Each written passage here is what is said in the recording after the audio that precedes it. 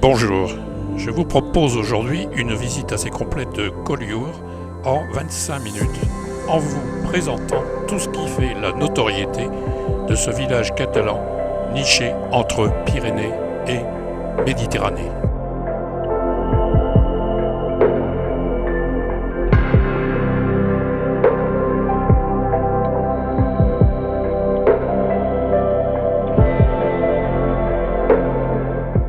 Étant né à quelques encablures de la maison natale d'Henri Matisse, il n'est pas étonnant que, homme du Nord, je me sois laissé éblouir par la lumière et les couleurs de la Côte Vermeille, au point de m'y installer définitivement.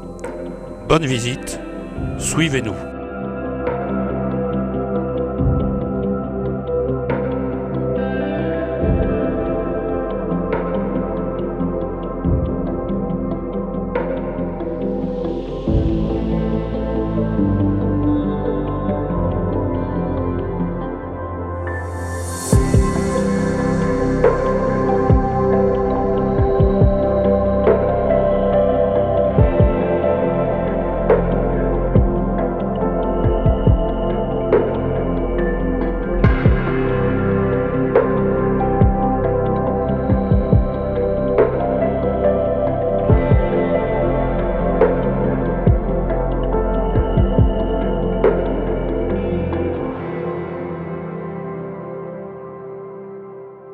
Je vous propose la visite de ce petit bijou célèbre pour sa palette de couleurs, à l'origine d'un des plus grands mouvements de l'histoire de l'art.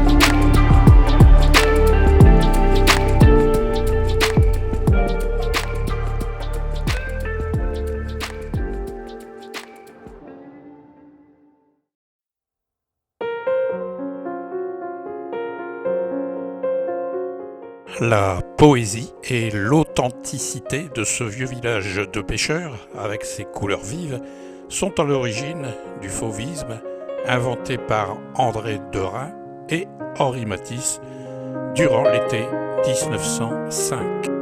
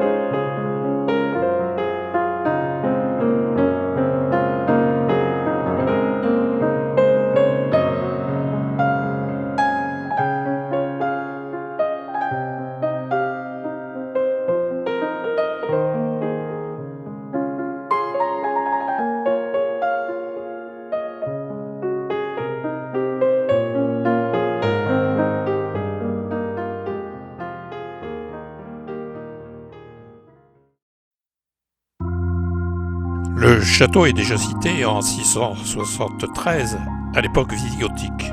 C'est sous le règne des rois de Majorque que le château est reconstruit entre 1242 et 1280. Il devient alors résidence royale.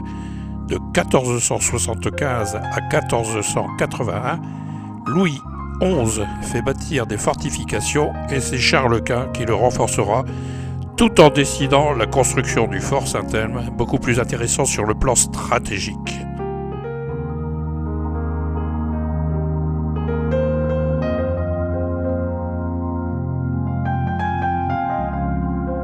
Dès le traité des Pyrénées en 1659, Vauban rase la vieille ville pour dégager les abords du château.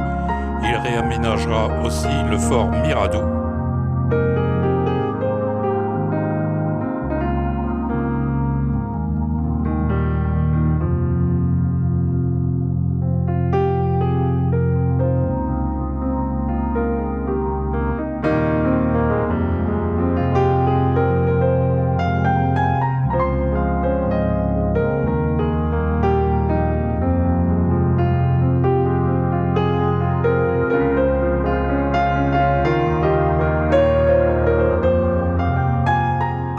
En 1939, c'est la retirade. Une unité complète de cavalerie de l'armée populaire de la République espagnole y est internée en février. Le château servira également à cette époque de camp disciplinaire, ce qui fera scandale à l'époque.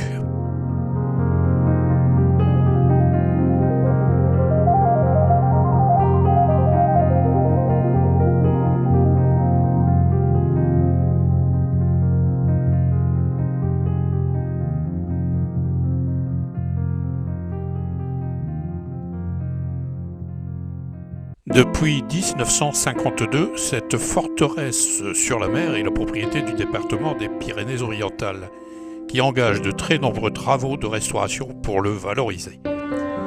Si vous désirez en connaître un peu plus sur son histoire mouvementée, de nombreux ouvrages sont à votre disposition à l'accueil de ce monument historique.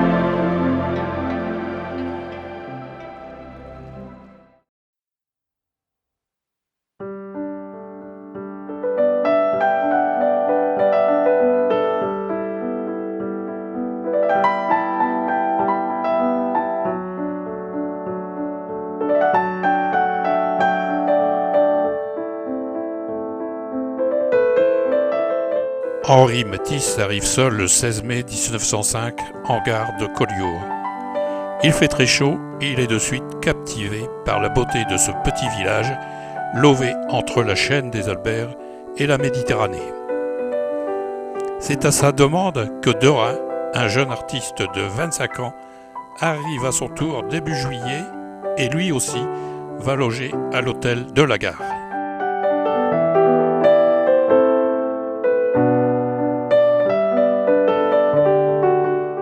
Commence alors une extraordinaire aventure et l'éclosion d'une nouvelle forme de peinture basée sur la couleur pure, poussée à son paroxysme. La peinture ne reproduit plus une réalité, mais une émotion. Le fauvisme est né.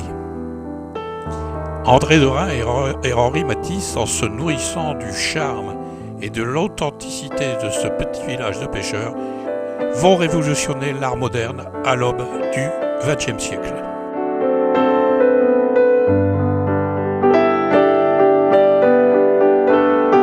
Ces deux artistes vont sans cesse confronter leurs points de vue, formant un tandem mythique en peignant les sites remarquables de Collioure. Pour en savoir plus, je vous conseille ce livre remarquable, Matisse Derain, Collioure 1905, Un été fauve, édité par Gallimard en 2005.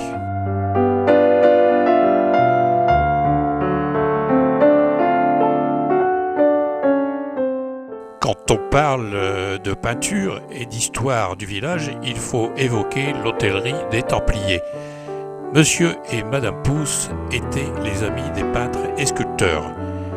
On y rencontrait Matisse, Derain, Dufy, Mayol, Picasso, Survage et bien d'autres. Cet endroit hors du commun continue l'aventure depuis 3 générations. De nombreux artistes y ont laissé leurs traces.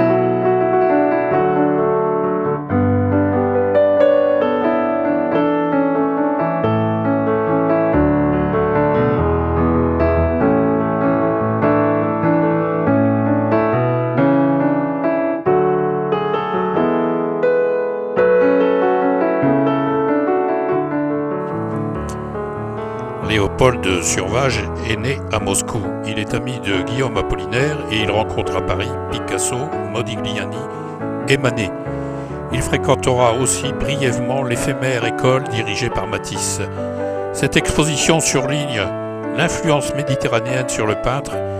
Dans presque tous ses tableaux présentés ici, on y retrouve la mouette et l'anchois.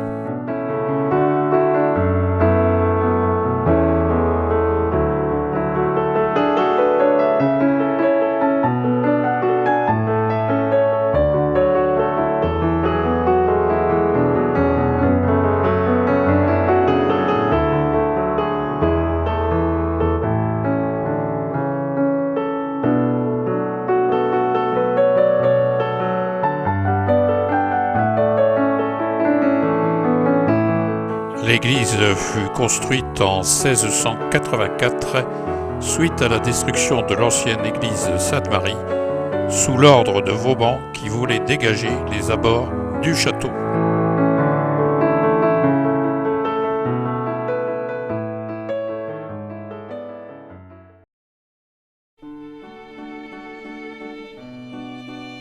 Le clocher a été érigé sur une ancienne tour à signaux de l'époque du royaume de Majorque, et ce n'est qu'en 1809 que ce clocher sera couvert d'une coupole en s'inspirant d'un modèle de Toscane.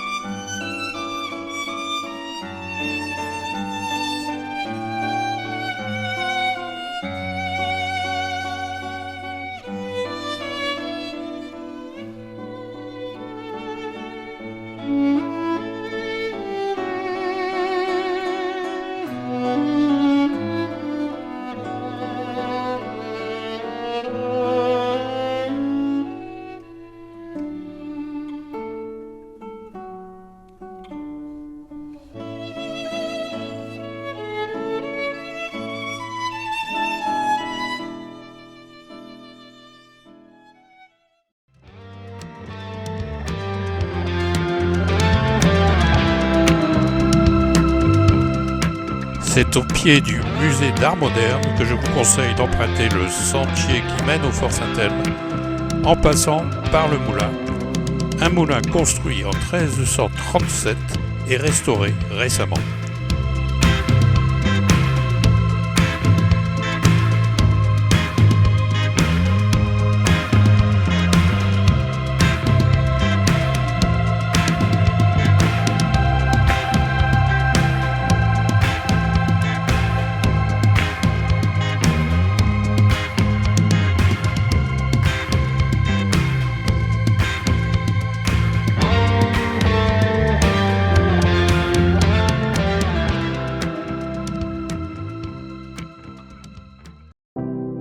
Ce fort a été construit entre 1538 et 1552 sous Charles Quint, à partir d'une tour de garde érigée au 8e siècle par les Maures lors de leur bref passage dans la région, et plus tard sur les ruines du Tour-à-Signaux du royaume de Majorque, comme il en existe encore de nombreux vestiges.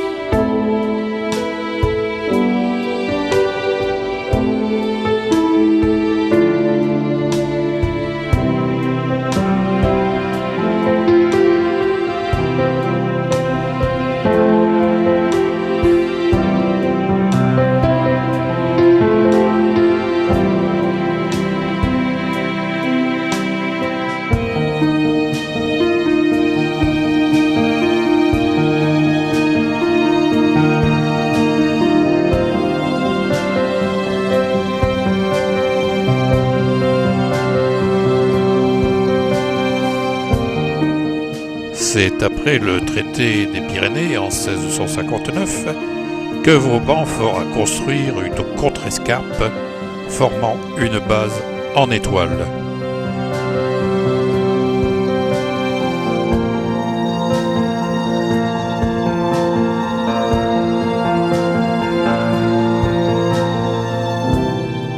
Le fort est une propriété privée qui abrite une riche collection d'armes médiévales et de la Renaissance.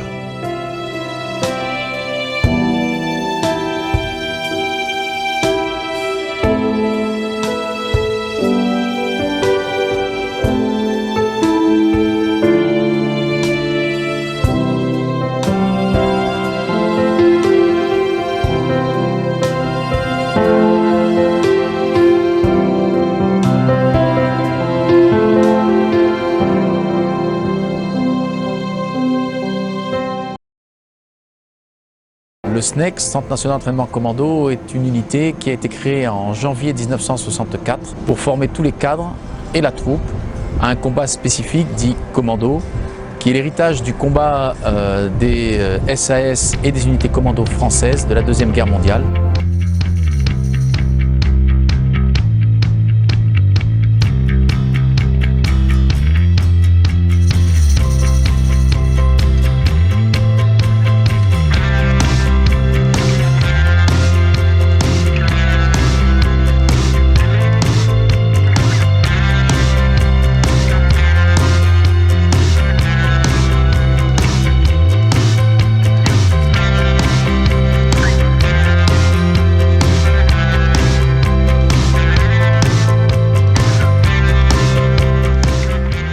Le fort Miradou ou du Mirador a été construit sous ordre de Vauban en 1679 à l'emplacement d'une tour de guet. Il est aujourd'hui caserne militaire pour le Centre national d'entraînement commando.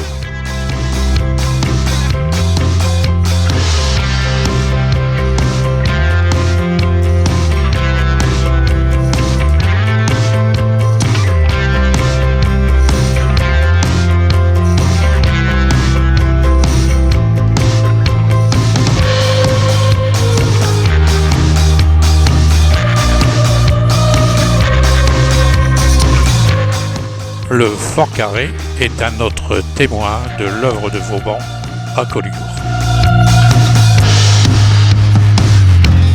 Le fort du Gommier est quant à lui bien plus récent puisqu'il a été construit entre 1844 et 1852.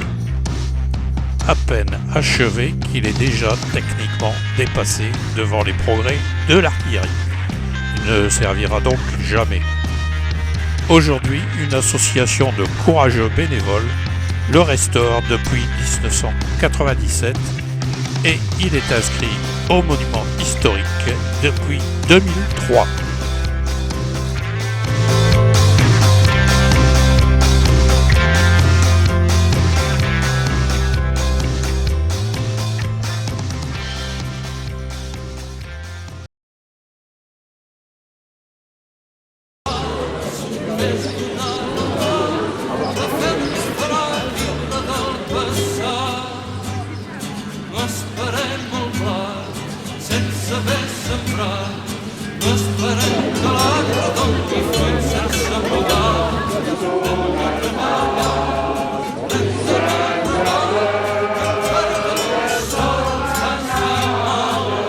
La fête de l'anchois, associant gastronomie et tradition, se déroule en juin. On n'oublie pas que ce sont les anchois qui ont fait en partie la notoriété de Collioure.